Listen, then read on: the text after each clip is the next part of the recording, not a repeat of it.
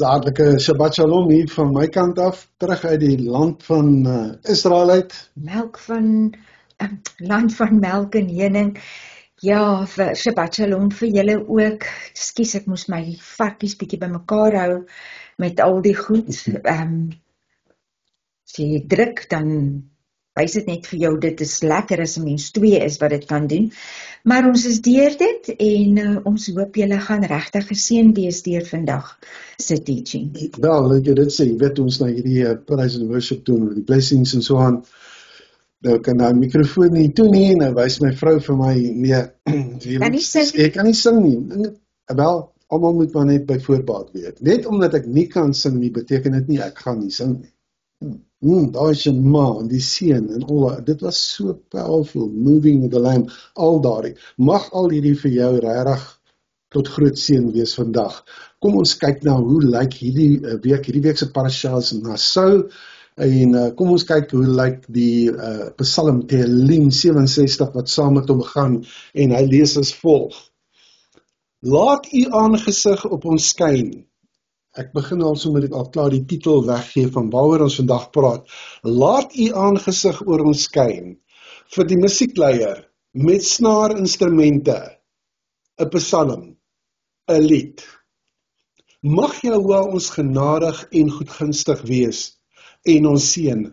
Mag hy sy aangesig oor ons, mag hy sy aangesig oor ons laat skyn, Selah. Sodat die mense op aarde u weg kan ken onder al die nasies u heil. Die volke sal u loof, o Jahweh, die volke almal saam sal u loof. Die nasies sal bly wees in jubel, omdat u die volke regverdig oordeel en die nasies op aarde lei, Selah. Die volke sal u loof, o Jahweh, die volke almal saam sal u loof. Die aarde het sy opbrengs gelewer, Jahweh, ons Elohim, sal ons seën. Jahweh sal ons seën en al die eindes van die aarde sal hom vrees. Ja, dus soos ons gesê, die parasha gedeelte vir hierdie week is Nassau. Ek sien party mense spel hom met 'n dubbel S, party net met 'n enkele S, en dit beteken vir ons die volgende. Neem op, lig op, tel op, verhef. Nou môre is dit vir ons 'n Shavuot, ons vier Shavuot. Môre, dan gaan jy die twee brode, gaan jy oplig, gaan jy dit hef.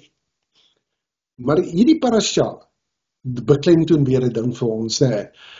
Hierdie gaan vir ons vertel van die pad, die pad van toewyding en seën. En net voordat ons begin, toe sê ek vir Mirkie, weet jy, ek het 'n term opgetel iewerster in die week, en ek wil dit tog iewerster ingooi, en ek dink ek gaan hom sommer nou net hier ingooi.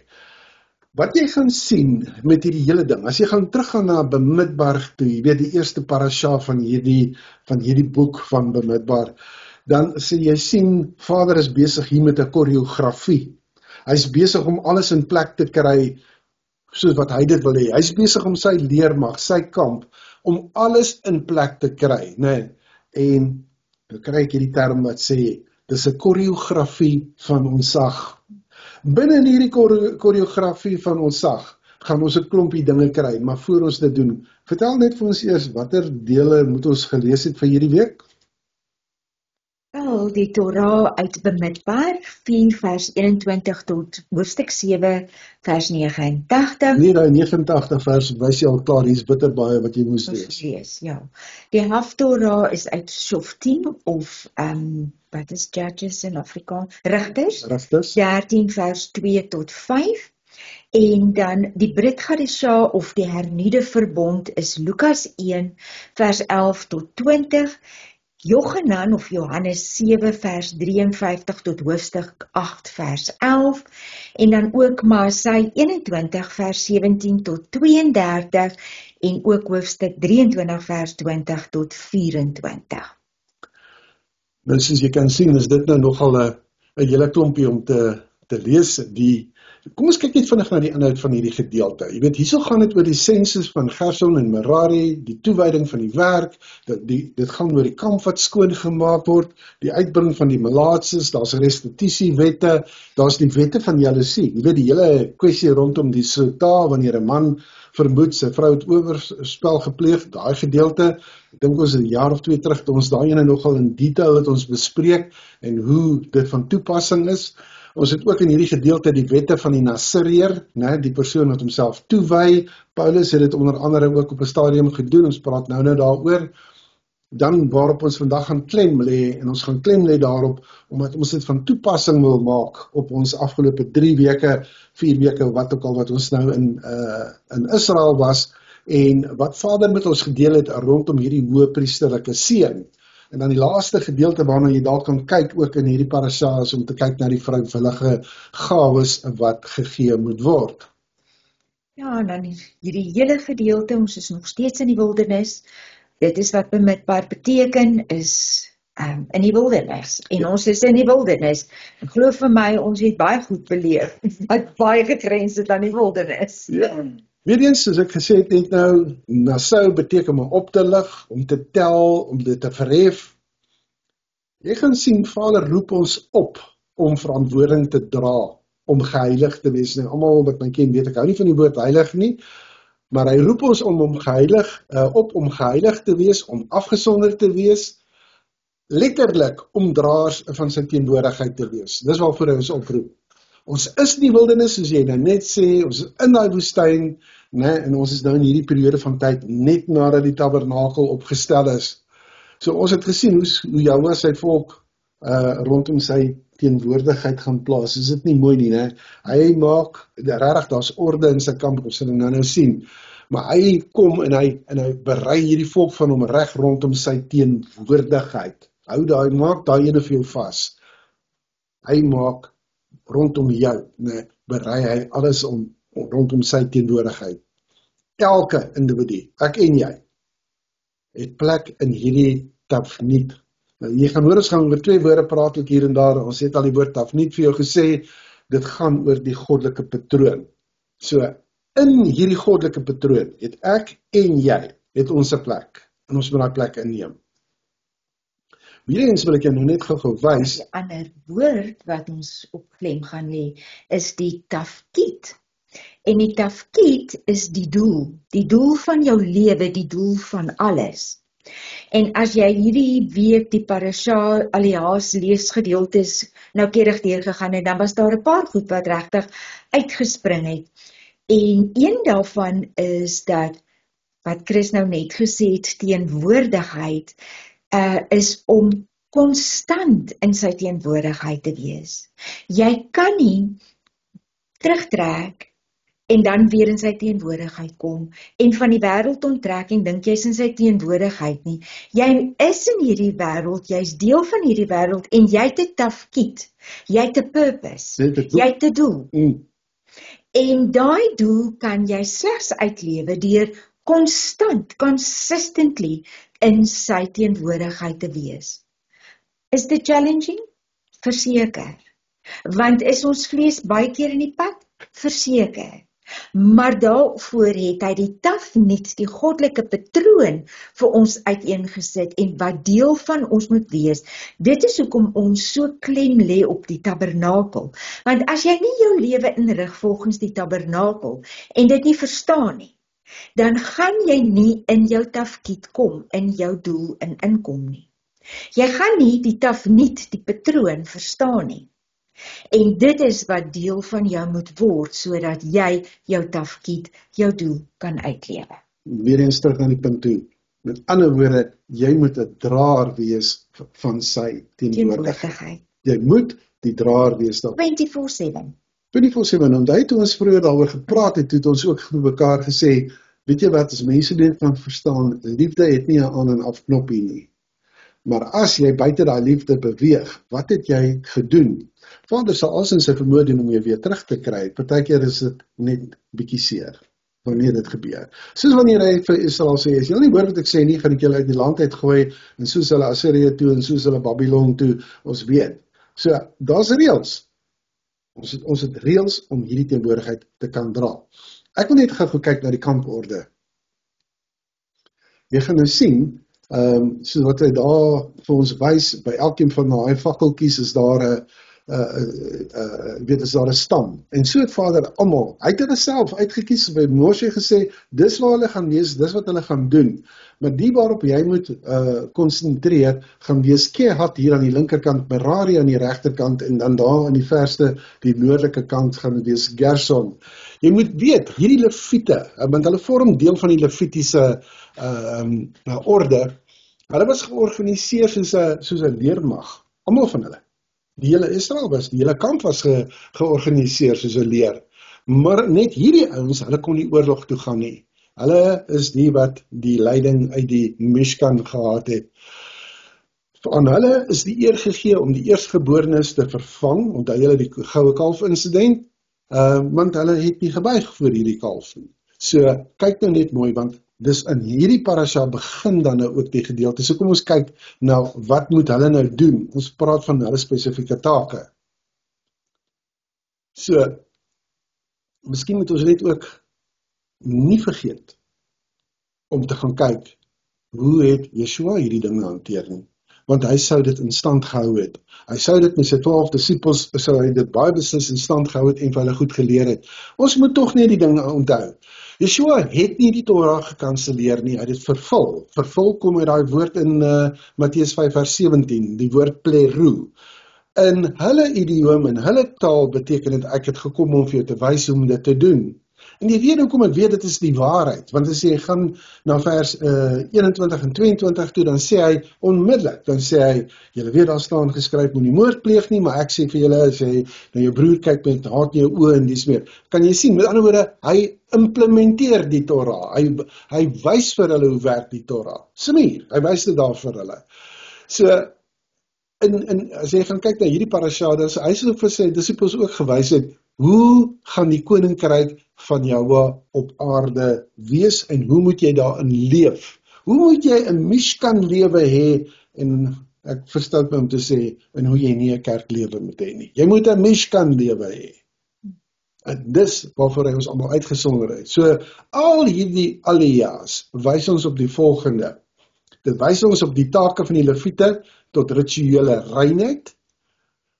Hy wys van geloftes, hy wys van seën, hy wys van openbare offers, hy wys van profetiese patrone. So weer eens, hier is iets wat uitgestaan het, wat ek nou gekyk het. Deel van wat Vader vir ons gee is, hy gee vir ons openbaring en openbaringskennis. Het is interessant, dat een van die eerste goed waarna ek gekyk het, nadat ek tot bekering gekom het, is die hele idee van openbaringskennis.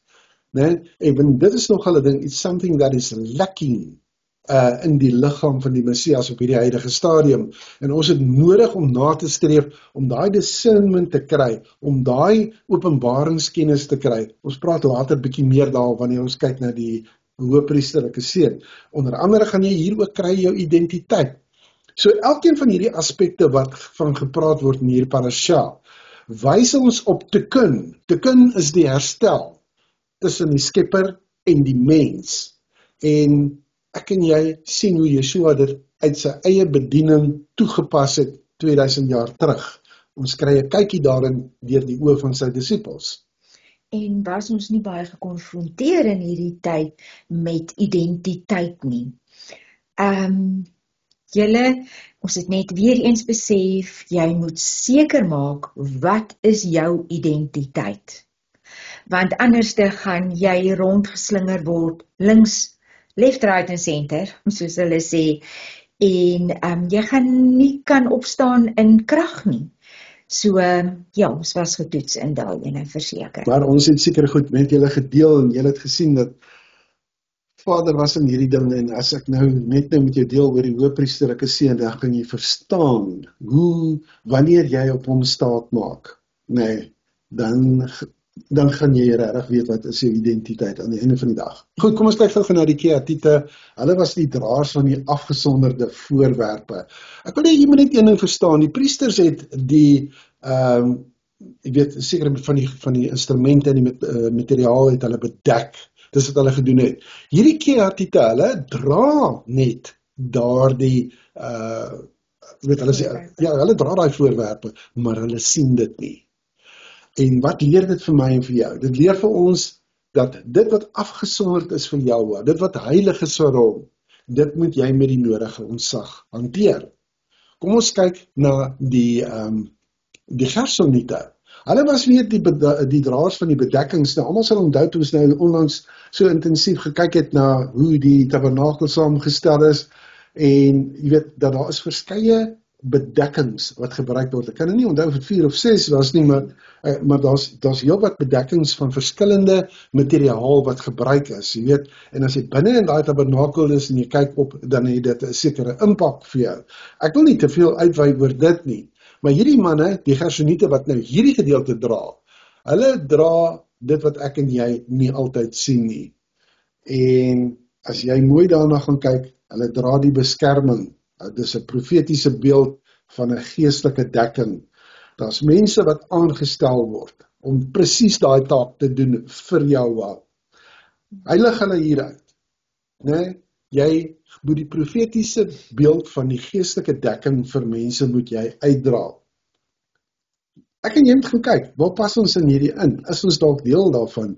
Ons neiging as mense is om altyd terug te tree en nie te wil deel hê daaraan nie, of om te kyk, maar wat is my volgende taak? Hierdie ouens, die Gersoniete kon nie doen wat die Merariete doen nie. Die Merariete, hulle is weer die draers gewees van die strukture.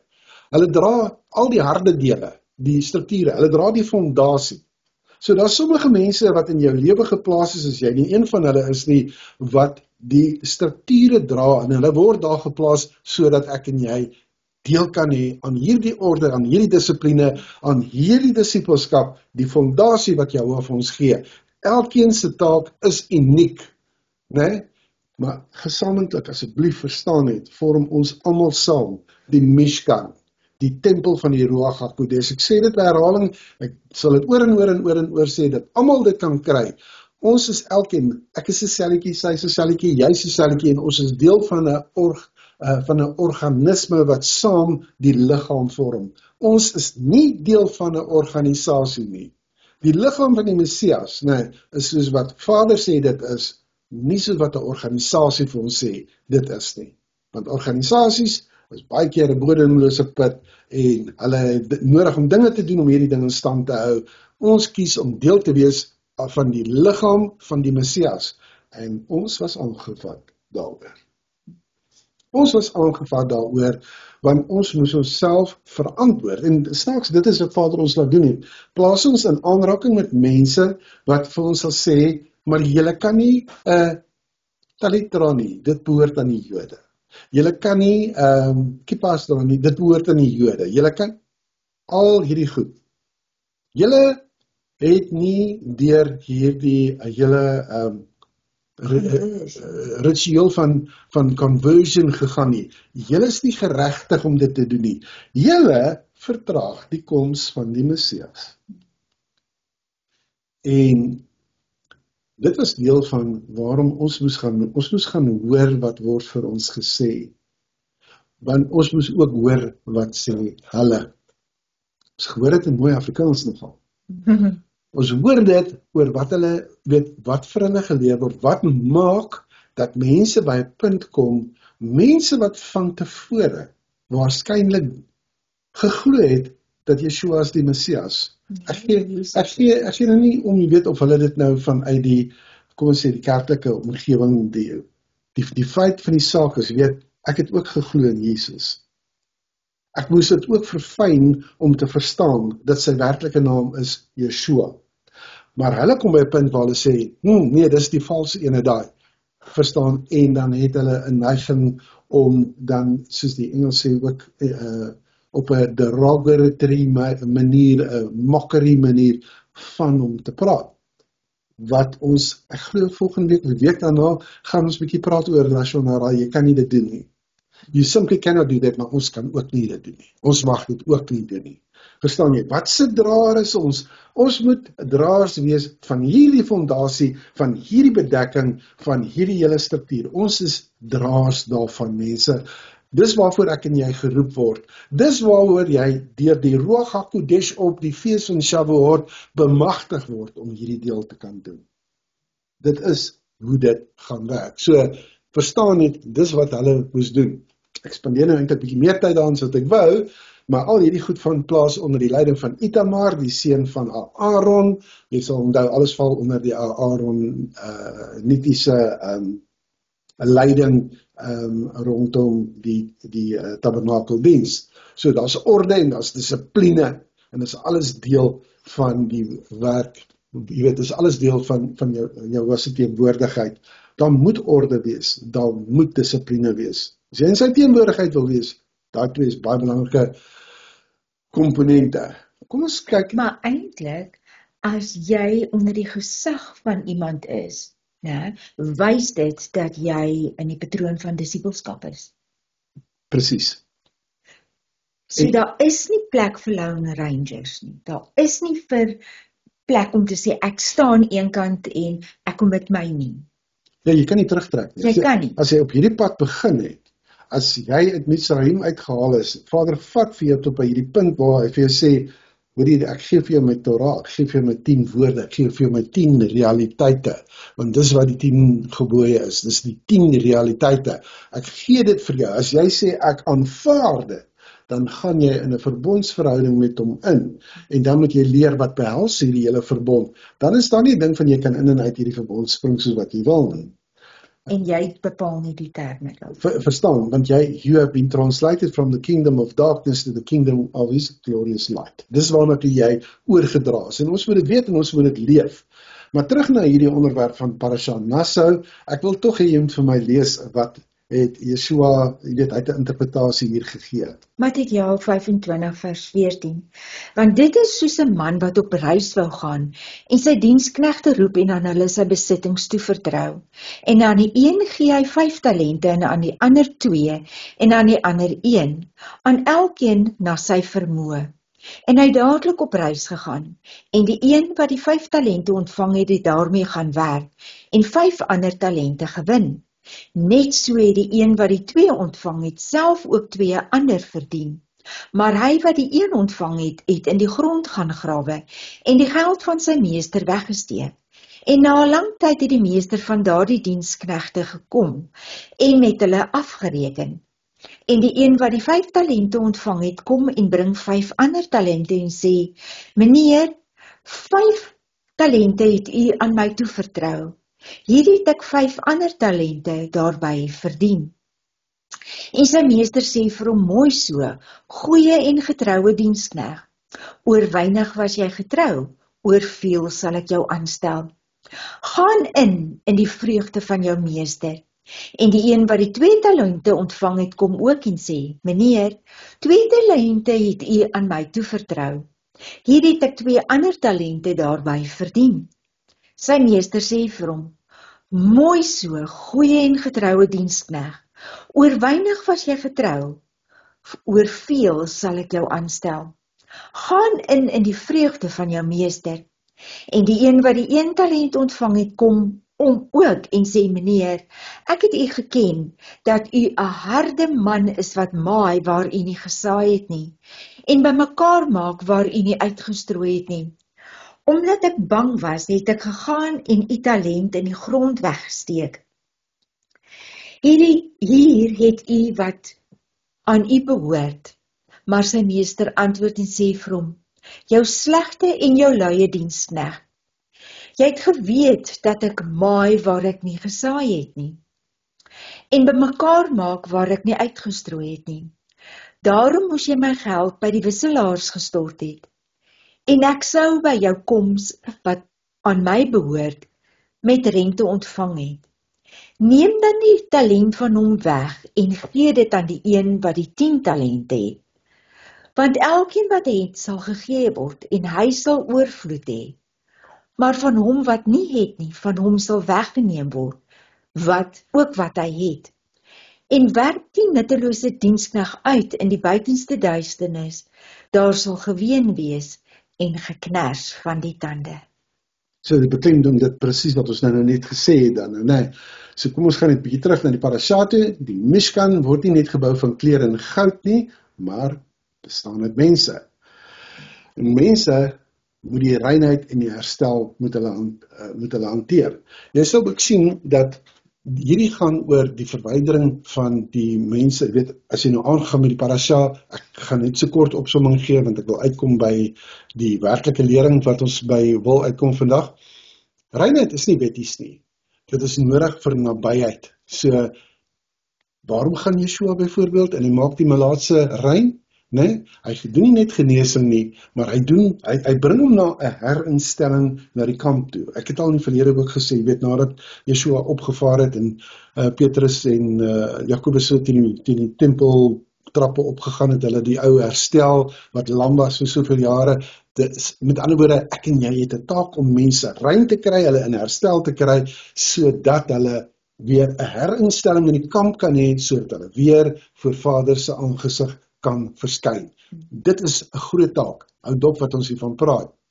Hier word daar ook gepraat oor restitusie en teshuvah. Alle skuld moet reggemaak word met rente. Torah leer ons verantwoordelikheid, nie net belydenis nie. Party mense sê, sorry. Nee, daar's 'n verantwoordelikheid aan jou sorry sê. Jy moet optree wanneer jy moet regmaak met iemand, wanneer jy teshuvah, dan maak jy reg ooreenkomstig die Torah, en as jy hom skade aangedoen het, moet jy die rente dan ook betaal. Met ander woorde, jy kan nie net bely nie. Daai belydenis moet 'n verandering in jou gedrag meebring. Heeltemal so. Met ander woorde, jy het nodig om toe te sien dat jou natuur, wat dit bewerkstellig het, dat dit dan nou weer verander. Weerens, Yeshua se toepassing, hy het geleer, laat jou gawes staan en gaan maak reg. Hoekom? Jy weet, toe ons daai pelgrimspad gestap het daar van die poel van Siloam af op, en ons daar uiteindelik by die westelike muurgedeelte uitgekom het, jy klim op, dan weet jy, hierdie is nou die pad, dis die pad waar die ou met sy skapie op sy skouers sou geloop het. Hierdie skapie is al reeds vlekkeloos bevind. Hy het al reeds deur die mikwa gegaan. Hy is totaal voorberei. Nou moet hy deur daardie Hilda hekke gaan. En dan kom jy letterlik daar uit, en ons het dit gesien toe ons op jy kan nog steeds daai trappe sien wat jou op daai gronde gaan bring.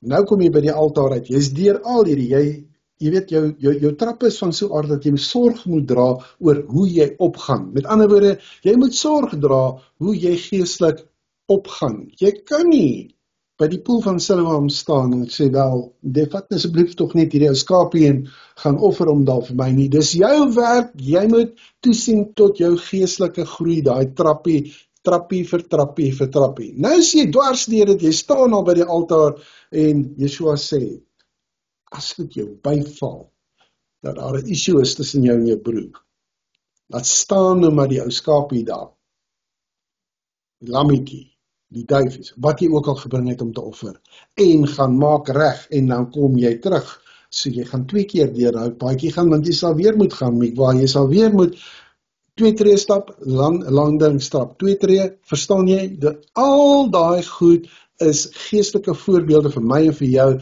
oor Vader wil hê, dat jy in sy teenwoordigheid moet kom, maar jy moet klim, en dis hoekom ek sê weer, ons gee vir jou daagliks die alias om te lees.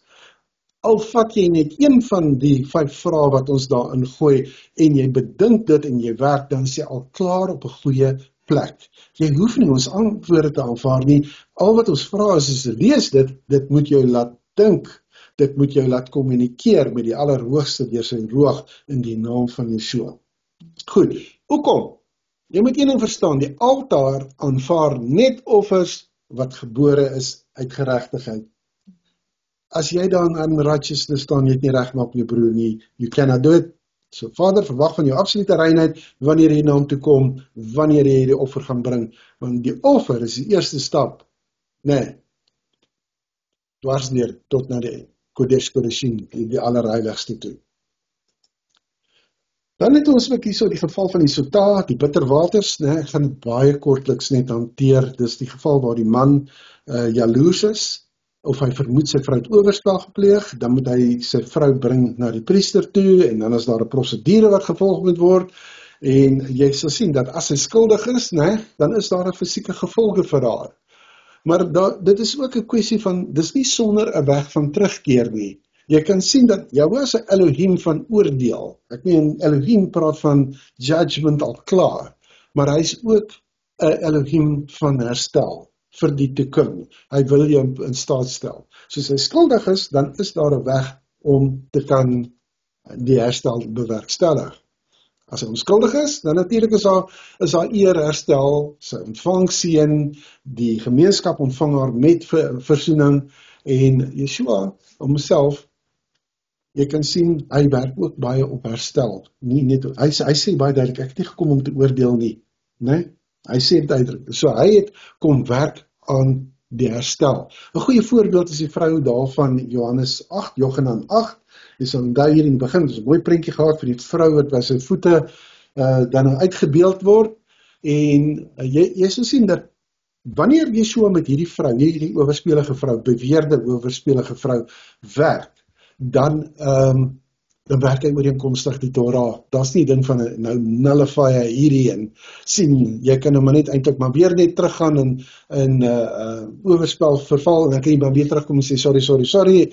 Nee, hy sê uitdruklik vir haar, hy sê, weet jy wat, ek gaan nie die Torah breek nie. Ek wil net hê dat hierdie ouens wat so die klippe optel om jou te gooi, ek wil net hê dat hulle met hulle eie reinheid oorweeg. Jy wat sonder sonde, stel eers die klip op. Dis 'n interessante uitkyk, nee. Dis nogal 'n interessante siening daarvan. As jy wil 'n klip optel om iemand te gooi wat sogenaamd nie die Torah hou nie, wat sogenaamd nie in kommunikasie met jou is soos wat jy dit wil hê nie, dink net daaraan, hoe rein is jy? Ja, maar wat daar eintlik plaasgevind het is, dat die Torah sê, die man moet teenwoordig wees, en daar was geen man teenwoordig nie. So eintlik het Yeshua vir hulle gewys, maar hoe uit plek uit en uit hulle nie volgens die Torah optree nie. So hulle kan haar nie aanspreek nie, want hulle maak hulle self nou skuldig, om die Torah te oortree. Ja, hulle Torahlose gedrag het hulle ten toon gestel. Ja. Maar jy kan ook sien dat hierdie hele voorbeeld van die Sota, die owerspelige vrou, is 'n beeld van Israel. Israel is die bruid wat afgedwaal het. Dan kan jy sien, hoe bring die bruid weer voor hom. Hy wys altyd die pad terug huis toe. Hy sê vir Juda, julle is 70 jaar in Babylon wees, dan bring ek julle weer huis toe. Kan jy sien? Maar jy weet net een ding, daar is nie plek vir geheime sonde nie. Alle dinge sal aan die lig kom, as die Messias kom, as jy na die Vader toe wil gaan, dan gaan jy na die troon van genade toe, deur die bloed van Yeshua, dis 'n troon van genade. So wat was die toepassing vir die disippels gewees? Die disippels van Yeshua, hulle is almal mense van waarheid, van eerlikheid, van innerlike reinheid, geen skyn, geen vrees, net waarheid en liefde. Kom ons praat vir 'n oomblik net oor die Nasiriër. Ek wil hom nie afmaak nie, maar weer eens moet jy gaan kyk, wie het almal hierdie rol vervul. Jy sien, dis wanneer iemand kom en hy het 'n tydelike, maar 'n baie intense afsondering met Elohim. Dis 'n persoon, hy word 'n persoonlike altaar as jy daarna wil kyk. Die aspekte waarna gekyk word is die wyn, die dood en die hare, want dit is alles simbole van lewe, kontak en krag. So die Nasiriër bly weg van al hierdie dinge af vir 'n groter doel. Jy het vir Samson as 'n voorbeeld, jy het vir Samuel as 'n voorbeeld, en jy het vir Jochanan Hatmabil, dis die Johannes die Doper, hulle was almal Nasiriërs van geboorte af. Dit is 'n profetiese roeping. En ons het al gesien, die krag lê nie in die hare nie, maar in gehoorsaamheid. Was Yeshua Nasiriër? Bybel dit uitmaak, maar nee, hy was afgesonderd, maar hy was nie 'n Nasiriër nie. Hy het tog die dooies aangeraak, wat 'n Nasiriër, iemand met 'n Nasiriër gelofte nie mag doen nie. Hy drink wyn, hy is beskuldig daarvan, hy drink wyn en hy sit met die prostituie en al daai, so hy het wyn ook gedrink, sy afgesonderdheid, sy heiligheid lê in die feit dat hy kom met sy aktiewe teenwoordigheid. Hy is apart, hy is nie deel van die wêreld nie, hy is in die wêreld, maar nie deel van hierdie wêreld nie. En dit is hoekom, so hy is nie 'n Nazareër nie. Wat ek nou wil doen, voordat ons na die volgende skyfie gaan, is ek wil nou net vir jou dit sê, ons wil vir julle wys, en kan ek net gaan kyk hoe lyk ons tyd. Die volgende stukkie gaan oor die hoëpriesterlike seën. Ek wil vir julle net vinnig so 'n bietjie agtergrond gee, party van julle het die agtergrond, maar terwille daarvan dat ons net 'n mooi prentjie sal hê. So as ek en Maritjie en Jolandi en Marianne is ons weg Israel toe, 6 dae vasgehaak, op plekke wat ons gewonder het. Ek het op 'n plek gekom myself. My vrou sal sê ek het getantrum. Ek het, want jy sit hier in 'n situasie, al jou planne wat jy gemaak het, die begin uit die een na die ander val. Dit waar jy wou gewees het en so aan, dit val. En dit bring, dit my gebring, daar Sondagoggend by 'n punt waar gesê, wel, hulle het nou vir ons 'n vlug geboek in Israel in vir 10:40 die aand. Maar hoeveel keer het ons dit nie nou al gehoor nie. Maar Vader, U is in beheer. U is in beheer, as eers die een wat gaan sê, julle gaan nou huis toe of julle gaan nou Israel toe. Wat ek nie sal kan verstaan nie is, ons het hierdie hele ding het ons beplan rondom Israel toe gaan, volgens ons is stap vir stap gegaan, stap vir stap het hy ons gelei tot by daai punt. Nou hoe bring hy ons tot by Addis Ababa en ons kan nou nie verder gaan eintlik nie. Miskien moet ons daar net byvoeg dat ek dink as ons sal 'n boek skryf, ons moet sê presies van alles wat ons daardeur gemaak het. Soos ek op een stadium vir my kinders gesê het, dit voel of ons in 'n geboorteproses is. En my dogter antwoord terug en sê, wel, vat maar net een kontraksie met 'n slag. Ja, dis waar. En dit was waaragtig so, ons het net een kontraksie met 'n slag gevat.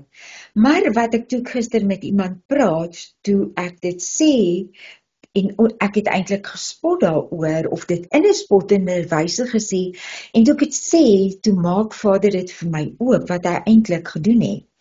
Want ek en Chris was in die posisie, dat die ander twee daar nog in hulle handbagasie, want ons het nie ons bagasie by ons gehad nie, het in hulle handbagasie ekstra klere gehad, maar ek en hy nie. So ons was soos nudiste gewees. En ek het gespot oor hierdie kwessie van ons is in 'n nudiste kamp, want ons het letterlik kaal geslaap en ons moes in ons onderklere en ons klere uitwas in die aand, buitekant gaan hang, laat dit net kan droog word en dan hier uitslyp in die oggend om dit van die balkon af te kry, vir 6 dae lank. Met ander woorde, soos wat jy gesê het, ons was behoorlik gestroop. En toe sê hy vir my, maar dis presies wat ek gedoen het. Ek het julle nakend gestroop.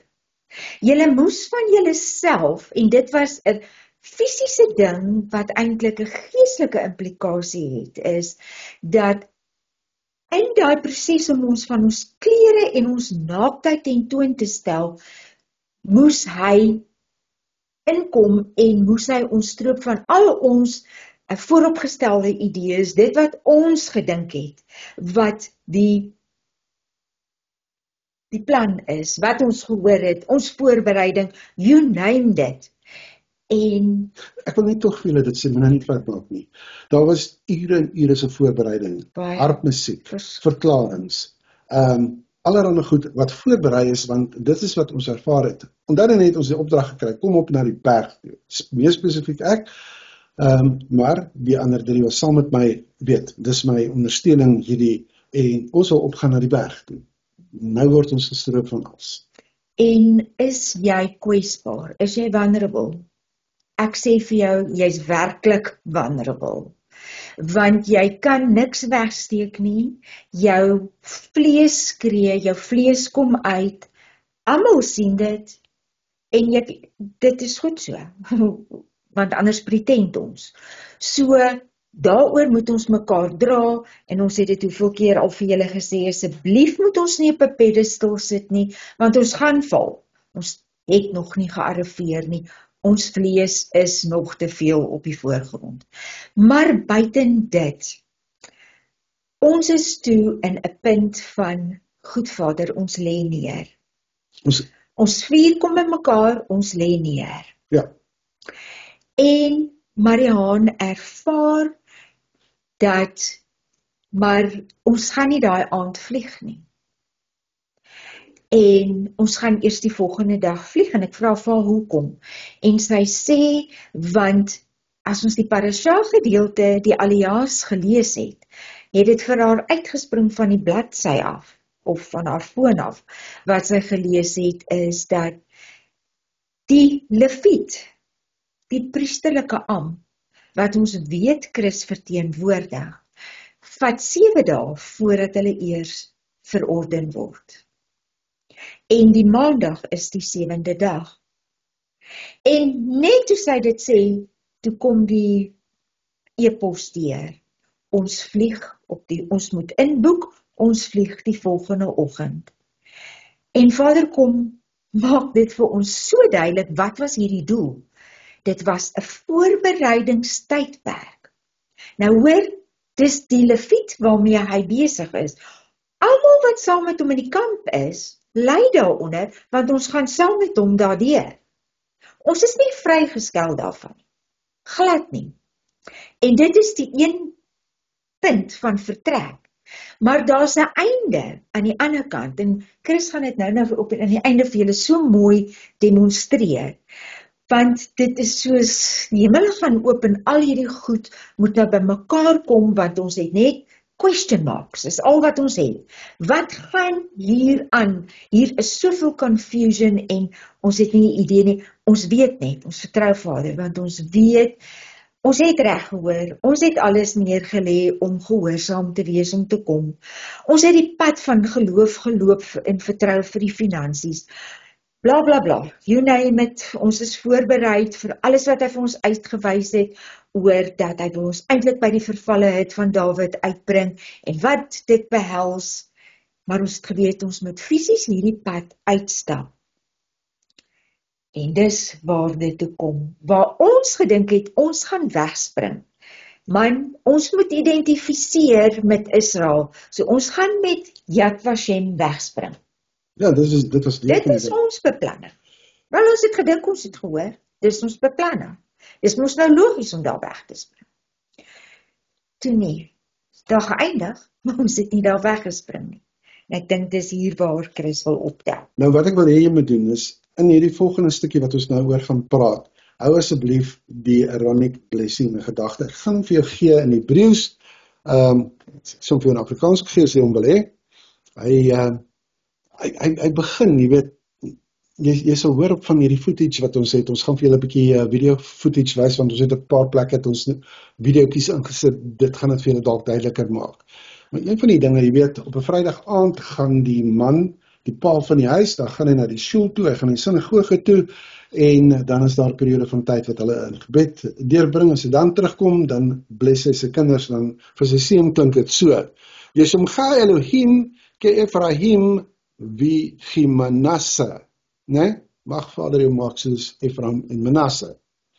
En dan kom die blessing, Yawarecha Yahuwah vi Yishmerecha, Yaer Yahuwah panav elecha vichunecha, Yesa Yahuwah panav elecha vi Hashem lecha shalom. Nou, dat is ietsie wat bykom, wat ek aan die einde vir jou gaan gee. Maar ek wil hê jy moet hierdie prentjie nou 'n gedagte hou. Ek gaan nou nie in al die goed ingaan om vir jou te vertel nie. Goed, ons land in Israel, ons is met so 'n klein bietjie gesukkel, kom ons in ons blyplek uit. Volgende môre, eerste ding wat ons wil doen, ons het nou mooi geleer, kom ons gaan hoor wat wil Vader hê. Muur toe, hotel toe, ons wil gaan bid. Jy wil daar in die teenwoordigheid kom van baie ander gelowiges. Ons weet almal dat as jy daar is, Vader het 'n manier om jou te antwoord op verskillende maniere. Ons het heel wat daarvan deurgegee. Die beste part van 3 ure daar deurgebring, né? Nee, 2 ure nee, dit was mos net die tweede ene. Ja, maar ons was lank daar. Ons is redelijk lank daar. So, ons het daardie gedeelte gedoen. En ons het getuig oor die hangertjie wat Vader die geskenk met die stene, die huise, die stamme wat op sy hart is. Dis reg. As jy reg kan onthou. Maar ons het toe nou 'n afspraak met iemand wat in Israel is, wat convert het, en wat vir ons 'n sekere ding wil wys. Nou, wat jy nou gaan sien, is, so hier spring ons almal nou op 'n bus, en klim daar af, en spring op 'n ander bus, en dan spring jy daar af, en klim op 'n ander bus. Nou, kyk na hierdie, ek gaan vir jou nou, so tussendeur vertel. Ek hoop die klank is af, maar net kyk elke keer dat die klank af is, dat ek net kan die verhaal gee. So, kyk hoe gebeur hierdie. So, ons kom by hierdie straat, ons is nou op pad na Bible Hill toe, en jy kan sien, daar gaat ons 'n stukkie uitklim, en ek was al reeds bekommerd oor Maritjie, weet, sy loop daar, maar daar was dag hy op, en sy is, daai bultjie is sy uit. Eintlik ons is almal daar uit. En dit nadat ons die vorige dag so swaar gedra het, en daai swaar bagasie van ons, né? So, ons is op hierdie stukkie pad uit, en dit lyk net na niks, en weet, ons het nog op hierdie stadium geen idee, wat wil hierdie vrou nou vir ons kom wys nie. As jy gaan kyk na daai kant toe, dan is dit meer na Hebron se kant toe, maar dis nie waarna toe ons nou gaan nie. Ons wil na die ander kant toe gaan, want sy wil vir ons 'n bepaalde ding gaan uitwys. Werklik waar gaan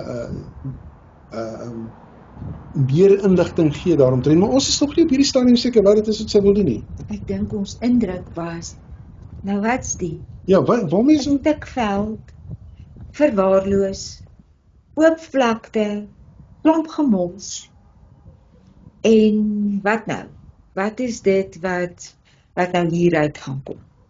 En jy sien, ons ken hierdie ou paadjie nou baie mooi, ek dink net nie, hy was so mooi groen nie, hier is maar footage wat ons gekry het, wat ons by YouTube gaan bietjie leen het, want ons wil kyk of, jy weet, en ek het nie die tyd gehad om voice-overs en sulke goeders te doen, om vir julle dit te kan gee nie, maar jy kan sien, dis soos 'n oop stuk veld, hierdie gedeelte is aan die westelike kant van, as jy gaan kyk na die ou stad wat ommuur is, dan is dit wes van daardie gedeelte, eintlik meer suidwes, as jy dit so wil hê. Weereens is ons, jy weet, ons 'n bietjie puzzled, maar goed, ons weet sy wil nou vir ons ietsie vertel, so kom ons straal nou maar aan. So hierdie einste paadjie het ons so afgewyk, wat jy gaan sien, daar aan die ander kant is 'n gebou, dit is die St. Andrews kerk, ek dink 'n Ierse kerk. Ek weet ek het nie verlede by dit verbygeloop, of by die teken daarvan verbygeloop, nie besef wat dit is, waaroor dit gaan nie, eintlik nie belang gestel nie, want ek is nie baie keen om kerke, en veral nie katholieke kerke te gaan besoek nie, want waar daar 'n ding uit die skrif gebeur het, is daar mos nou maar 'n katholieke kerk wat opgesit is. Maar hier kan jy sien is allerhande ruïnes, en dit gee vir ons al klaar die aanduiding, maar hier is waarskynlik nog opgrawings en argeologie ensovoorts wat gedoen moet word. So, dit weet ons, hier vertel het vir ons nou net mooi niks eintlik nie. Ek dink, dit is seker maar min of meer op hierdie punt waar jy vir my moet stop. Nee, kan jy hom stop? Kan hy pause? Jy moet hom daar stop. Nee. Ja, stop hom vir my net daar. Op hierdie punt is dit waar ons gids vir ons begin vertel en sê, ek wil vir julle seker goed uitwys, en sy haal haar te nag uit, kan jy glo, sy loop met daar die hele swaar Bybel, sy pas toe kinders op in die dag, loop sy en sy gaan nou vir ons seker goed uitlig. En as jy gaan kyk wat hier reg voor jou is, ek gaan nou vir jou ander foto wys, maar hier reg voor jou is die Hinnom-vallei. Jy sal onthou, Jerusalem lê tussen die Kidron, die Tarofian en die Hinnom-vallei. Hy vorm letterlik soos 'n shim. Vader het gesê, dis die plek wat hy gekies het om sy naam gevestig te kry. Sien jy, dis daai, daar kan jy sien, daar wys die foto vir jou, hier is die Hinnom-vallei. As jy verder met daai pad aangaan, dan gaan jy uitkom by Silwan en ook by die poel van Siloam, en dan sê jy sien, die Kidron-vallei en die Hinnom-vallei kom nou eintlik maar half daar by mekaar. Maar jy sal moet vir my teruggaan na die vorige skyfie toe, ons net die balans kan wys van die paadjie wat gewys word. Of gaan die volgende ene dit nou gee. Okay, maar ek wil net op hierdie stadium vir jou sê, wat sy toe nou vir ons uitlig? Sy lig toe nou Josua 15 uit, en ek lees van vers 1, ek gaan so 8 verse lees. Nee, en vir die stam van die kinders van Jehuda, ooreenkomstig hulle geslagte, dis nou Josua 15 vers 1, nee, Ooreenkomstig hulle geslagte, het die lot geval teen die grens van Edom.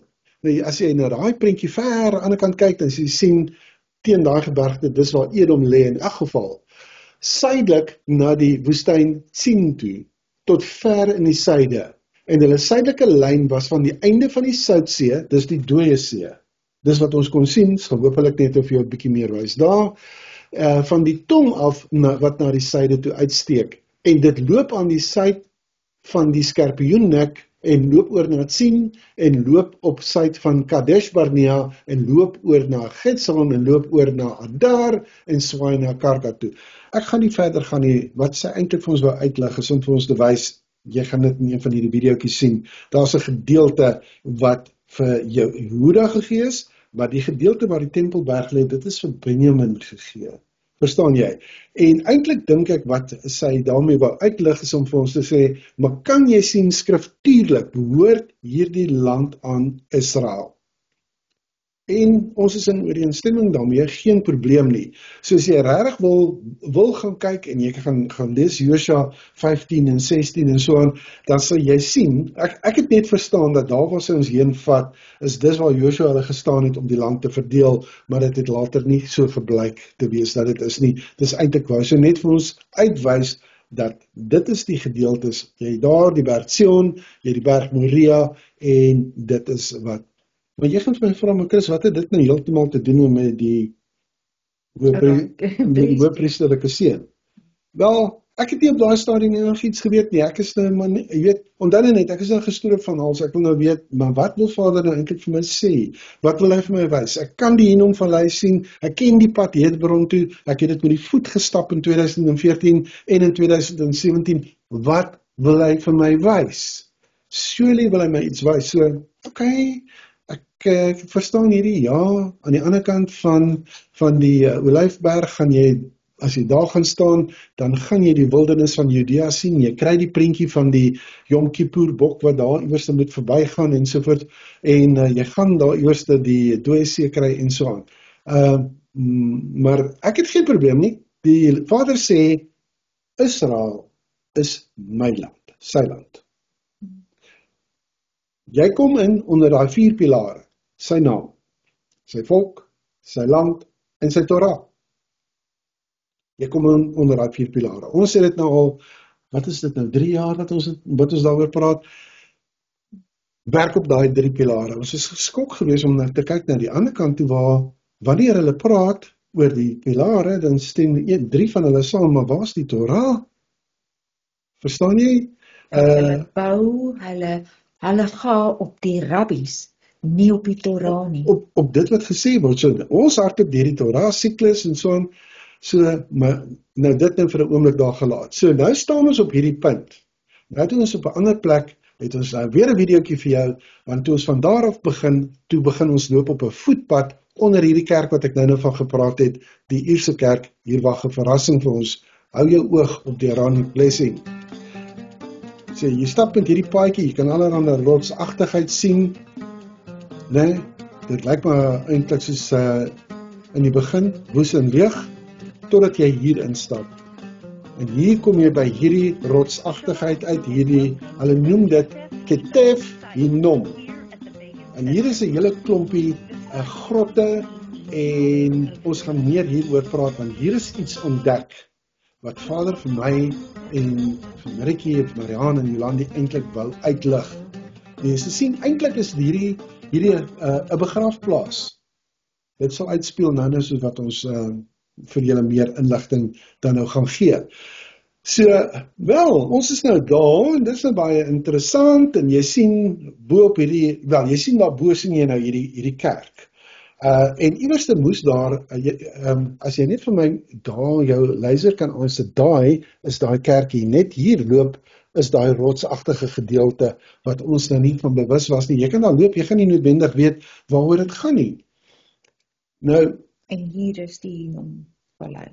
Ja, die Hinnomvallei is daar, jy sal onthou, ons was net daar toe hierdie nou vir ons uitgewys is, so nou is ons by hierdie plek, en dis 'n begraafplaas, en hier is meer inligting wat hier uitkom, weet, ek is nou nie een vir grafte nie, ek hou nie eintlik in die besonder daarvan om dit te gaan besoek nie. En ons het met hierdie reis het ons 'n paar keer gevra, Vader, hoekom is ons so by die grafte? Maar by die grafte is waar ons die legacy gekry het en waar ons, ek wil amper sê, die openbarings gekry het. Baie inligting gekry het. Dis wat baie van hierdie inligting dan nou gekom het. So, so goed, ons kyk en ons sien, kyk in hierdie muur, Aaronic blessing, dis, hulle noem dit die Ketef Hinnom, né, dis die grafte, en hulle gaan baie praat oor graf 24, en dit was vir ons, kom ons neem so klein bietjie kennis daarvan, want die 24 en ons 2023 toer, jy weet, daai getal hou verband met mekaar, ek gaan nie nou uitwy oor dit nie. Kom ons kyk na die volgende videoetjie, of na die volgende gedeelte toe. This rocky outcrop concealed hidden secrets. Ketef Hinnom is a place of treasure, buried treasure. Treasure that's been buried here for 2,700 years. This is the site of one of the most exciting and amazing archaeological discoveries in modern times, involving a hoard of treasure, including 2 silver scrolls that carried an ancient message that surprised the world.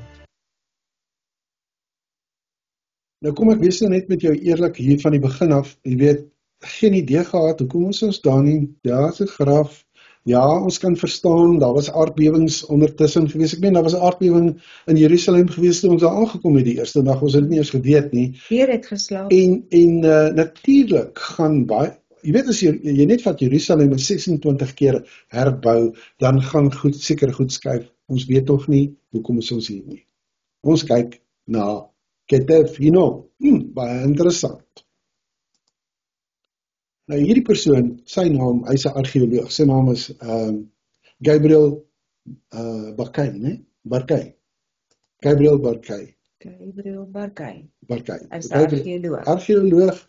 Nou, as ek net vir jou vinnig so 'n bietjie agtergrond kan gee, hy's gebore in Budapest in Hongarye in die laaste gedeelte van die Tweede Wêreldoorlog. Hulle het daai gedeelte, soos hy sê, Stalin, het baie mense doodgemaak, maar Stalin het vir hom lewe gegee.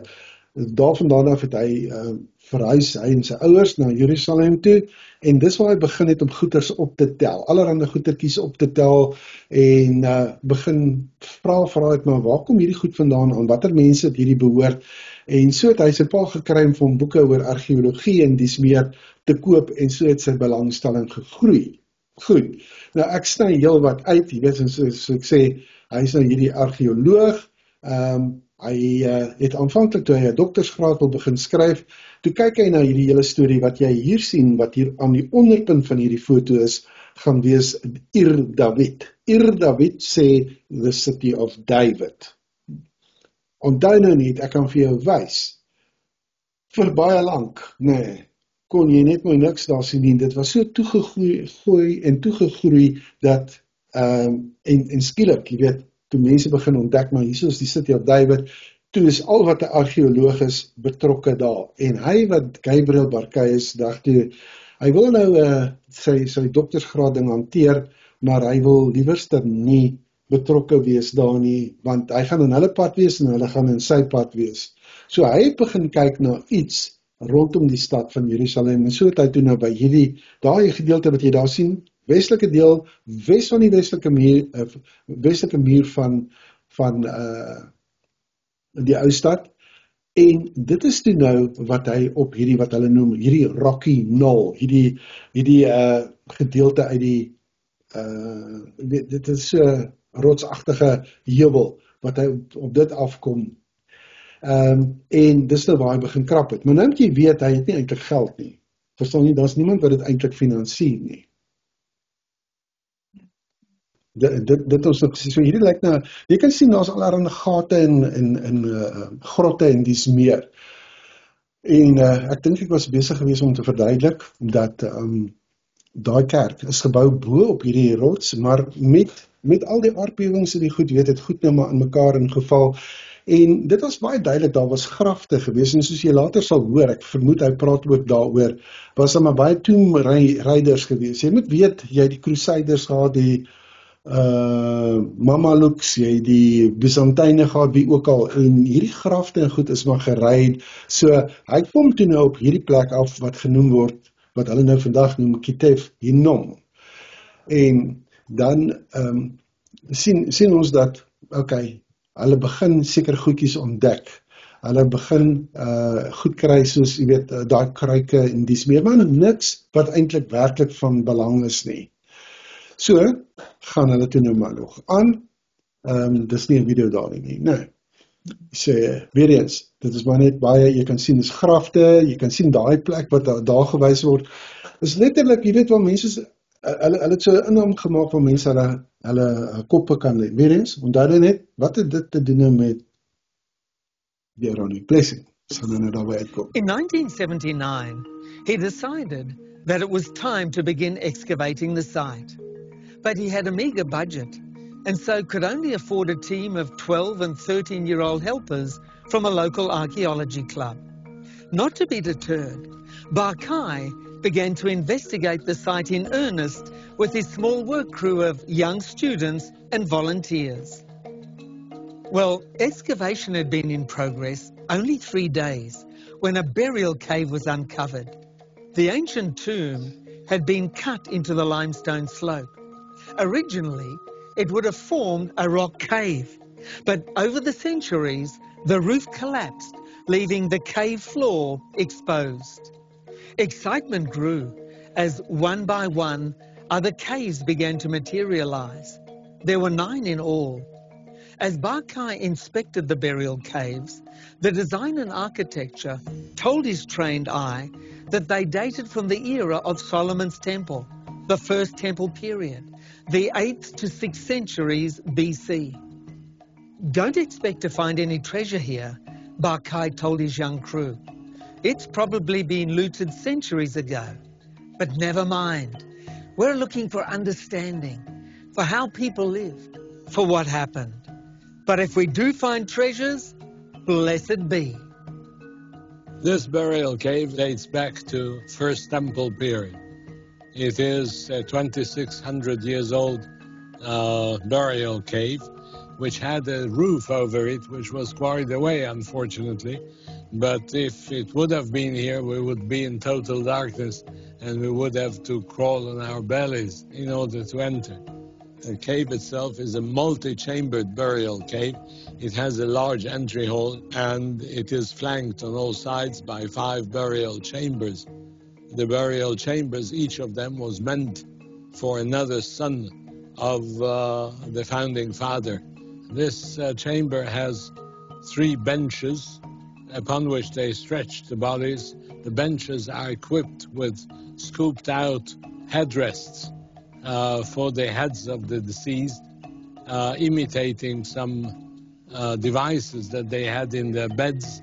And down below, underneath the benches for stretching the bodies, we have the repository, which was for the secondary burial. The burial of the flesh took place upon the benches. The burial of the bones took place down below. So they collected the bones after the decay of the flesh in order to make room for the next generation upon the benches.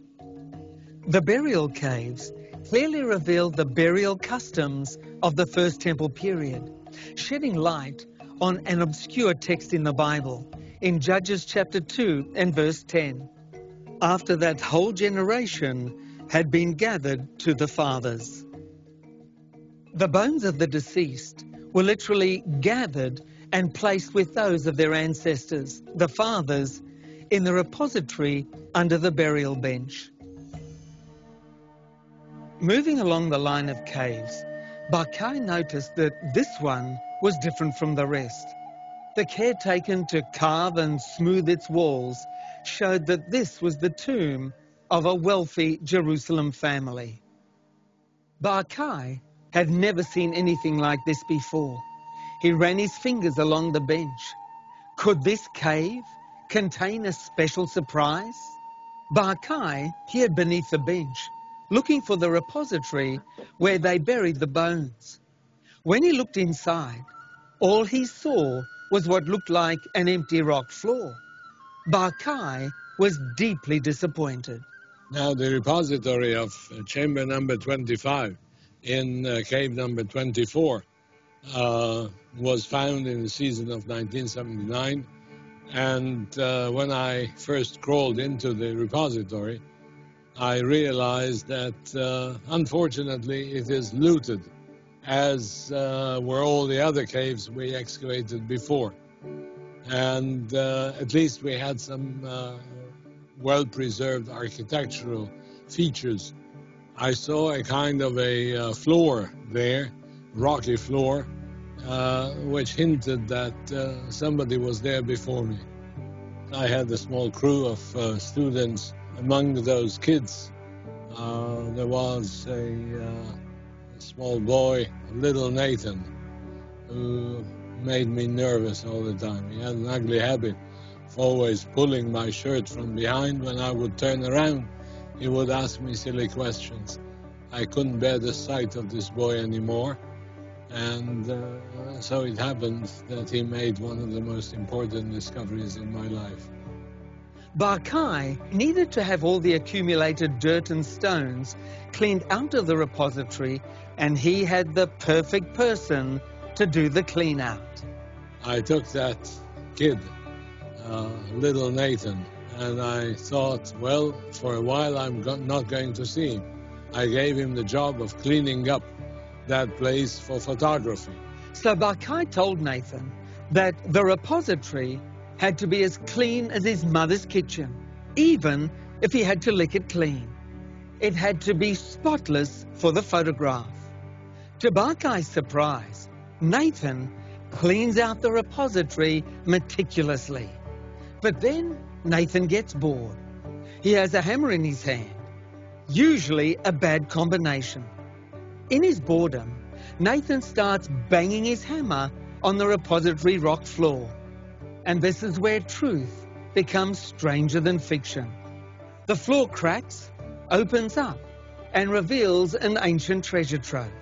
After a while, I was far away from here. I feel my shirt being pulled from behind, and suddenly when I turned around, I saw him holding two jugs, pottery jugs, intact. They were from First Temple period. That was against all instructions. He had to call over one of the archaeologists and not run around with his discovery. I was ready to suffocate him on the spot. It was against all possible instructions. In any case, he didn't come up with any explanation wherefrom he had those jugs. I went back with him, and then I realized what happened. Apparently, a layer of rock from the cave ceiling had collapsed and covered the repository floor. Nathan's hammering had broken it up and revealed the hidden treasure below. Leave it to a 13-year-old troublemaker to make one of the greatest archaeological discoveries of all time, a secret room filled with ancient treasure. But this now required professional attention immediately. So wat basies hier verder gebeur het, so hulle het toe nou meer professionele span ingekry, en hulle is almal, hulle moes amper eet aflê om nie 'n dooie woord te sê nie, want as hierdie inligting sou uitkom, dat hulle hierdie ontdekking gemaak het, so gou soos nou gaan die toenbereiders, mense wat regtig weet te kom, en net dood eenvoudig graf te stroop, so hulle moes maar doodstil bly, en kyk wat dit is wat hulle kan kry. Die kopbene, daar is omtrent 95 mense wat in daai grafte begrawe is. Wat toe nou gebeur, natuurlik sal het al hierdie goed begin by mekaar maak, want as al hierdie goed wat hierdie kom ons sê, waardevolle goed, wat saam met die persone begrawe is, jy weet, en dis ook iets wat jy in jou agterkop moet hou, weer eens, wat het dit te doen met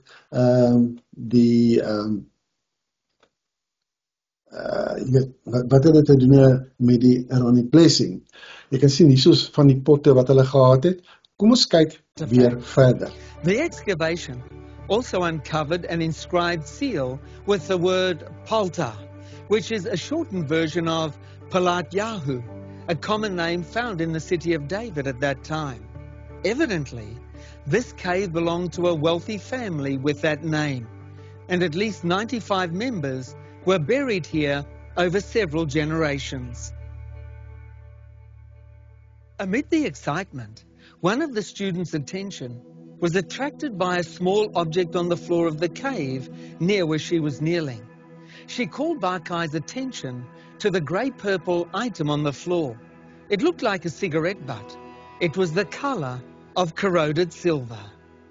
Examining the small object, Barkai recognised it as an amulet, a strip of silver rolled up into a tiny scroll with a hole in its centre through which string could be threaded. Barkai suggested that it was a pendant, probably worn around the neck by one of these Israelites buried here in the cave.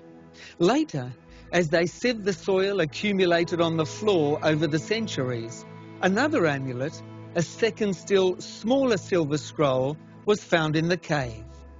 The larger scroll was about 2 centimetres in length and 1 centimetre in diameter. The second scroll was about half the size. This is the first and only intact burial repository of the First Temple period, 8th to 6th century BC, ever found in Jerusalem. Of some 1,000 items found in the tomb, the silver scrolls were of special interest to Barkai. He was convinced that there must be writing on them. He was sure of it. Artifacts. So wat nou hier gebeur het in kort, is hulle toe na hierdie 2 silver scrolls gevat. Hulle het dit na Britannië toegestuur in die hoop dat hulle kan ontsyfer wat staan op hulle. Britannië kon niks doen nie, hulle daarna dit Duitsland toegestuur, hulle kon niks daarmee doen nie. Hulle kon dit eenvoudig nie, hulle was bang hulle gaan die ding skade aan doen. So beland dit weer terug in Israel by die Israel Museum. Hierdie ou het 3 jaar lank gevat om 'n proses te ontwikkel om hierdie skrol oop te maak, want hulle wil natuurlik weet wat staan daar. Dis wat 'n argeoloog doen. Hulle wil weet wat staan daar. En nadat hulle dit dan dit so oopgemaak het, ek meen iewers te sê Barkai dat hy kon sien daar staan Jod-Heh-Vav-Heh, met ander woorde Vader se naam. Die staan nou daar. So, hulle is maar deur hierdie hele proses gewees en soos ek sê, terwyl hulle toe nou voorberei vir die een of ander uitstalling het, hierdie vrou, sy is 'n kenner, sy is 'n absolute kenner in die of 'n kundige in antieke tale, toe kom sy iets agter, maar sy sien maar hierdie gee dit nou vir hulle 3 keer. Hy gee vir hulle 3 keer die Jod-Heh-Vav-Heh. En sy maak toe nou weer kontak met iemand wat 'n kundige in antieke tale is, en hy het toe nou vir haar gesê, wat jy hier het, is niks anders as dit wat in Numeri, Bemidbar 6:24, want is die enigste plek waarin 3 reëls, jy die name van Elohim, so na mekaar gaan kry. So, met ander woorde, en hierso begin hierdie ding toe nou ontvou, maar hierdie is eintlik die Aaronic blessing wat hulle gekry het. Wat op daai klein, jy het self gesien, hoe klein is daai scrolls, dit was 'n amulet, dit is 'n hangertjie. Met ander woorde, dit was om iemand gehang. Daar's 'n rede hoekom dit ook dan in die grafte is, of saam met 'n persoon begrawe is, jy weet. Maar ja, al hierdie inligting het nou so met verloop van tyd. Hello scholars, welcome to today's Manuscript Spotlight. Today we'll be discussing what has been called one of the most significant discoveries ever made for biblical studies, the Ketef Hinnom Scrolls. Written around 600 BC, they are the oldest surviving texts of the Hebrew Bible, giving them enormous significance. They contain variations of the priestly blessing in Numbers 6:24 through 26, written on small silver sheets, or amulets, proving that at least some material from the Pentateuch existed in the pre-Babylonian exile period. They were found in a Jewish burial chamber at Ketef Hinnom, an archaeological site about 1 kilometer southwest of Old Jerusalem. The larger scroll, KH1, measures about 1 by 4 inches. The smaller scroll, KH2, is about 1/2 inch by 1.5 inches. It's been speculated that these are apotropaic amulets, meaning amulets meant to ward off harm or evil. They may also have functioned as ancient precursors to tefillin that took their modern form around the 1st century AD, literally fulfilling the command to bind these words on your foreheads. The scrolls are written in Paleo-Hebrew characters. This alphabet was used to write Hebrew until it began to be replaced by the Aramaic alphabet in the 5th century BC. I go into more detail in this on my Salome inscription video. These scrolls use the name of God several times, which I have displayed here, as there is a strong tradition of not pronouncing God's name and instead using another word, such as Adonai, meaning Lord, Elohim, meaning God, or Hashem, meaning the name. I'll be using Adonai, or the Lord, as the pronunciation for God's name in this video and my other videos on Hebrew texts. Due to their age, both scrolls are fragmentary and quite difficult to read. I'll be using a completion and translation by Marcus Lamont. The link to his paper is in the description. Without further delay, let's read these scrolls, starting with KH1. Here you can see a picture of the amulet, an illustration highlighting the Paleo-Hebrew text, a transcription to Square Script Hebrew, and an English translation. The top and bottom of both scrolls are broken, so I'll pick up where the text becomes legible again. First, I'll read the amulet straight through, beginning with the first line. Gadol, Shomer Habarit, V'ha Chesed, Lo Havo, V'shomrei, Mitzvot, Ha'olam, Habarakha, Mikol, Pach, Ume Hara, Ki, Bo, Ge'olah, Ki, Adonai, Mashivenu, V'tzur, Yebarak, Adonai, Vei, Shemarakha, Ya'er, Adonai, Panaiv. And now for the translation. We start at the end of a sentence.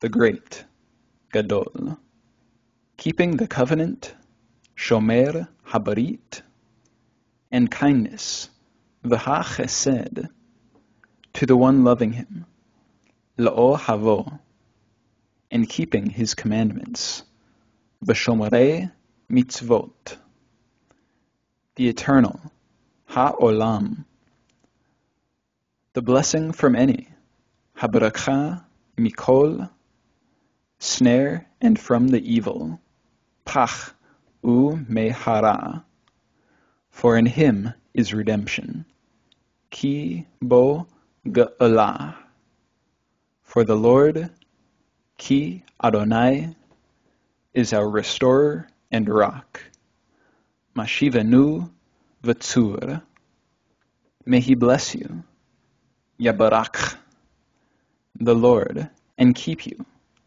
Adonai Vei Shemarakha, may the Lord shine, Ya'er Adonai, his face, Panaiv. And here the text breaks off again. Now for scroll 2. Hu barakha, hu la'adonai, ha'ozer, v'hagoer, bara, yibarekha, Adonai, yeshemarakha, Ya'er, Adonai, Panaiv, Elekha, V'yasem, Lekha, Shalom. And now for the translation. May he be blessed, Hu barakha, by the Lord, Hu la'adonai, the helper, ha'ozer, and the one who rebukes evil, v'hagoer bara. May bless you the Lord, Yibarekha Adonai. May he keep you, Yeshemarekha. May the Lord make shine, Ya'er Adonai, his face upon you, Panaiv Elekha, and may he give you peace, V'yasem Lekha Shalom. You'll notice that the blessings recorded on these scrolls differ from the priestly blessing recorded in Numbers 6:24 through 26.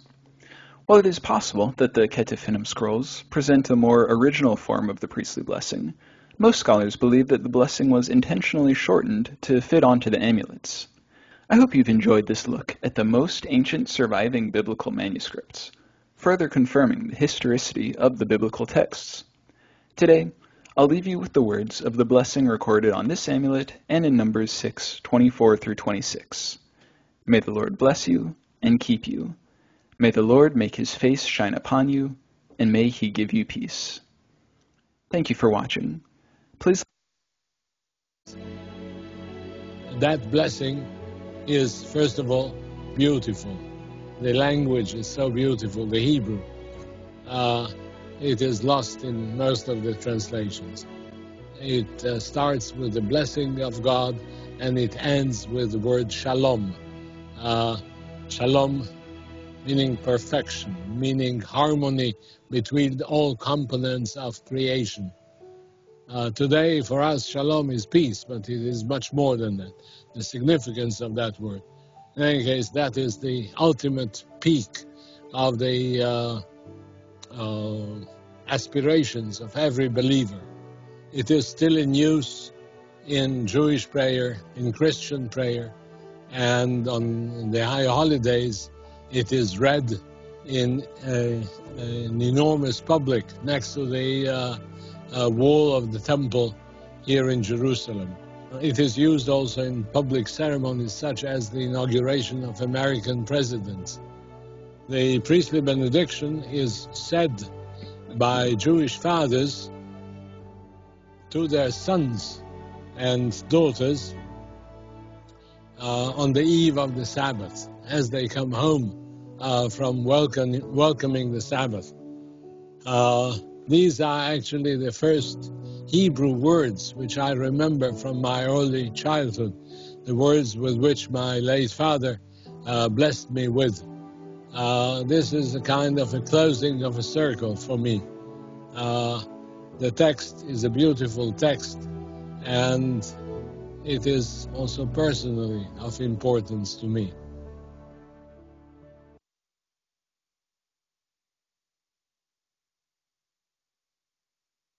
Wat hy nou vir my insiggewend is, jy weet, is hoe hy sê, sy pa het hom geseën met die Aaronic blessing as 'n kind. En onthou jy het ons in die begin gepraat oor die tafnit en die tafkiet. En sy doel in die lewe, en dit wat Vader vir hom in gedagte gehad het, was om hierdie ontdekking te doen, om hierdie ding uit te stuur in die wêreld. En dis hoekom hy sê, it became full circle for me. Maar daar's meer. Kom ons kyk.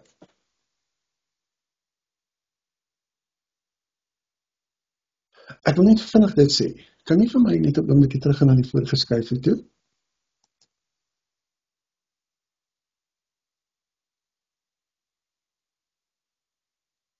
Ons moet 'n gedagte hou dat hierdie is die enigste gebod wat Jahwe laat opskryf het vir sy mense. Sy volk het dit opgeteken, né? Daar op jy kan dit nou sien in bemidbaar, né? Maar weet jy wat was toe nou vir my ook interessant? Terwyl ons op die Tempelberg was, het ons baie dinge gesien. Met ander woorde, daar waar ons was by die Golden Dome en dis meer. Maar daar's een ding wat daai een rabbi gesê het, né? Wat ek en jy elke keer nogal ons hande saamgeslaan in verwondering. Wanneer hy sê dat, maar hierdie plek, hierdie berg, né? Ek en Yeshua sê dit ook, my Vader se huis sal 'n huis van gebed genoem word. Dit kom uit Jesaja 56 uit. Wat hierdie rabbi sê, is as jy dit reg gaan lees, en sê, my Vader se huis sal 'n huis van gebed genoem word, hy sê eintlik, Vader sê, kom bid hier saam met my waar ek bid. Dit was eintlik amazing, en as jy so daaraan dink, dit is presies wat gebeur. Vader bid saam met jou. Kan jy dit dink? Kan jy dit insien? Dit is so 'n pragtige beeld. Goed, kom ons gaan net aan. Ek wil net gou. Weet jy, moet vir jouself die vraag afvra, waarom is hierdie ding in 'n graf? Weer eens, daar het ons nog prentjies. Ek gaan nie in die detail daarvan ingaan nie. Ek dink jy van dit het jy gesien as jy weer sou kyk na die video. Hier is nog van die vertalings wat party mense het, weet om net vir jou nog 'n idee te gee. Weet hoe dit uitgekom het. Maar hierdie een persoon kom en hy praat oor die afsluiting van die seën. En die afsluiting van die seën wat jy kry in Bemidbaar 6 vers 27 sê, so moet hulle dan my naam op die kinders van Israel lê en ek sal hulle seën, en dit is waar die belangrike ding inkom, en dit is wat nou eintlik daar staan. Wat is dit wat hy sê? Wat is dit eintlik wat hy vir ons probeer vertel? Om te sê, jy lê die naam op, of jy plaas die naam daarop. Dit is dieselfde so wanneer jy sê, ek plaas klere op jou, of ek skryf op jou, nee. Dit is soos die merk wat op Kain geplaas is. So, met ander woorde, Vader sê, skryf hierdie seën op jou, en ek sal kom en ek sal jou seën. Dis wat hy eintlik daar sê, en dit is eintlik baie mooi. So, dit het alles te doen met, soos, en ek sal my naam op, plaas, so moet julle my naam op hulle plaas, en ek sal hulle kom seën. Weereens, jy kry dieselfde prentjies soos wat jy net gehoor het ook oor die tefillin. Jy kan sien, wanneer jy die tefillin aansit, dan draai hulle dit so om hulle arm, want hy gee ook vir jou die sin op die hand, die boksie met al die inligting is hier so teen die hart, en dan hiervoor het hy ook die Shema onder andere. So, eintlik wat jy sê is daai seën word, soos wat jy dit aantrek, is dit die seën wat jou besin. Presies, maar kan jy vir jouself nou indink dat Efesiërs sê vir jou, jy moet jou beklee, né, met die wapenrusting van Elohim. So word jy eintlik dan beklee met hierdie seën. Dis eintlik waar dit neerkom.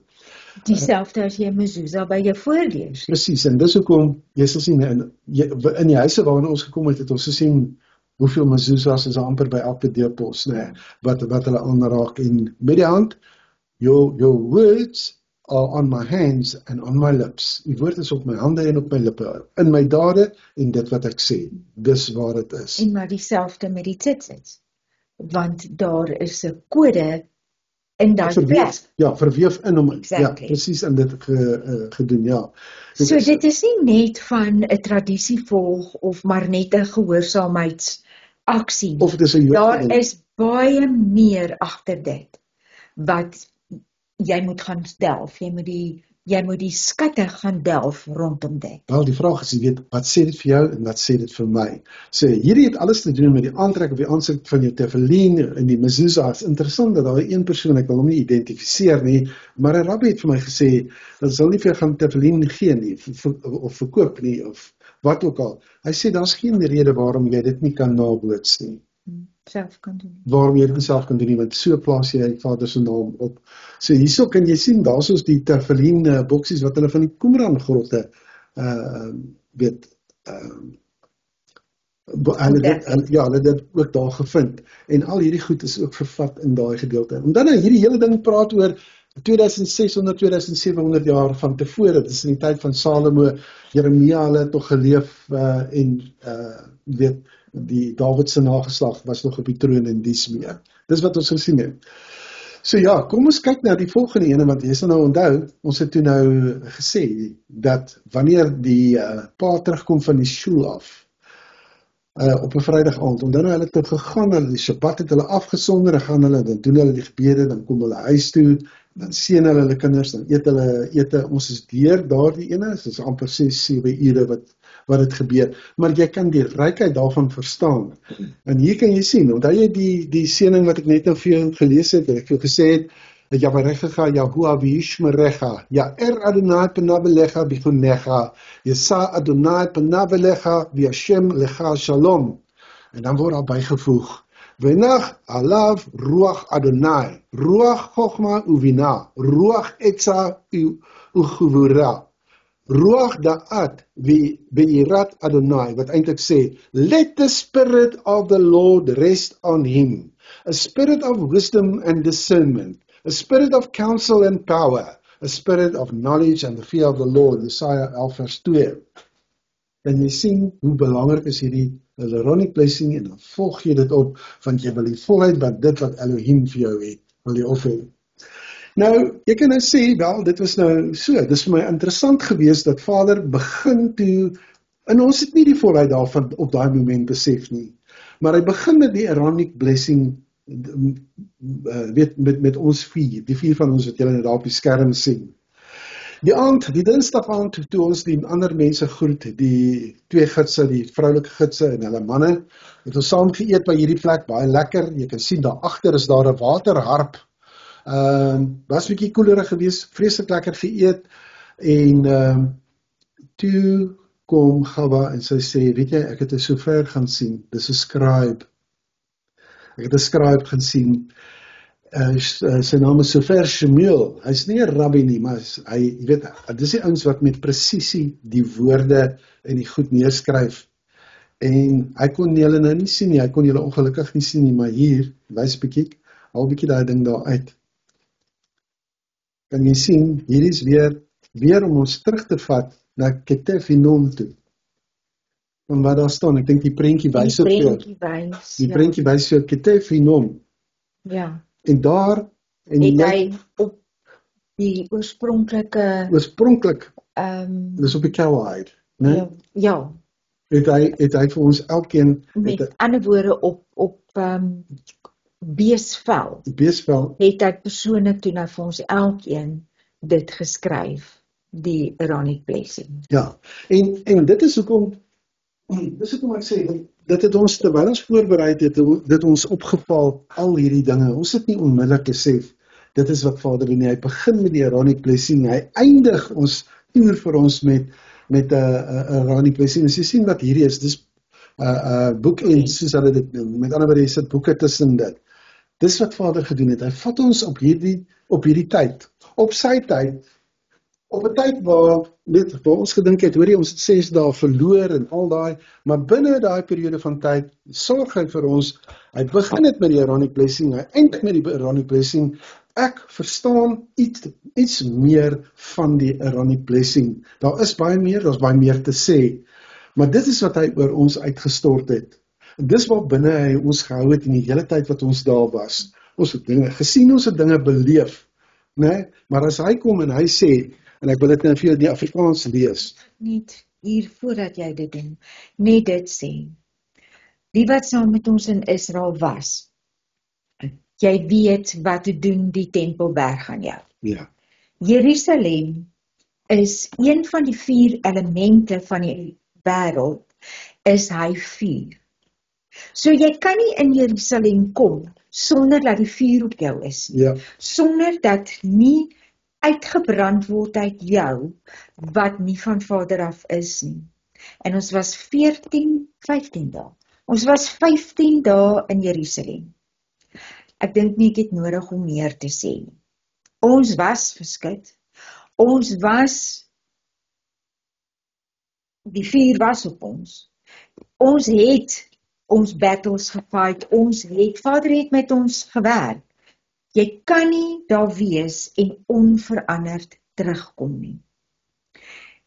Maar dat ons hom so naby ervaar het, dat ons hom so persoonlik ervaar het, dat ons hom so reël ervaar het, nou, geen woorde kan dit beskryf nie, daar's niks, maar niks. En dan aan die einde van die dag, dan het hy genade met jou. Dis hoekom ons in hierdie week maar nog bietjie ons deur alles gewerk het, maar stadig maar seker ervaar ons sy genade, wat hy vir ons kom sê. Sy plan vir ons is regtig net goed. Dit wat ons dalk ervaar het, wat negatief was, of wat swaar was, of wat moeilik was, het hy tot ons voordeel gebruik. En hy gaan ons laat groei, hy gaan ons vorentoe vat, hy het ons laat repent, waar die lig geskyn het, waar ons moes repent. En ja, het ons vlees geskree, verseker. No two ways about it. So kom ek gee dit nou vir jou in Afrikaans, maar ontvang dan sommer hierdie seën, en mag hierdie seën vir jou boekends wees, soos wat dit vir ons was. Mag dit jou omvou, mag dit lewendig vir jou raak. Mag dit, soos wat hy verduidelikings is, mag hy jou van die bose bewaar in hierdie hele proses. Dit klink so. En jy sal ook sien dat toe Yeshua sy disippels uitgelei het na die Olyfberg, het hy hulle geseën en hulle het weggekyk Nee, nie alle vertalings gee dit vir jou so nie. En daar is vraagtekens of hy die Aaronic blessing sou gedoen het. Maar dit is die gebruik om die oor toe te maak wanneer hierdie seën dan uitgespreek word. Maar om die hande te lig is om wanneer hy dit doen. As hy sy hande lig, dan beteken eintlik hy spreek hierdie seën uit. Hy klink so. Hy sê so moet julle die kinders van Israel seën en ontvang hierdie seën. Jahwe sal Jahwe sal jou seën en jou behoed. Jahwe sal sy aangesig oor jou laat skyn en jou goedgunstig wees. Jahwe sal sy aangesig oor jou laat skyn, of hy sal sy aangesig oor jou verhef en hy sal in jou vrede gee. En so skryf hy sy naam op jou en hy sal kom en hy sal jou bless. Wees geseënd.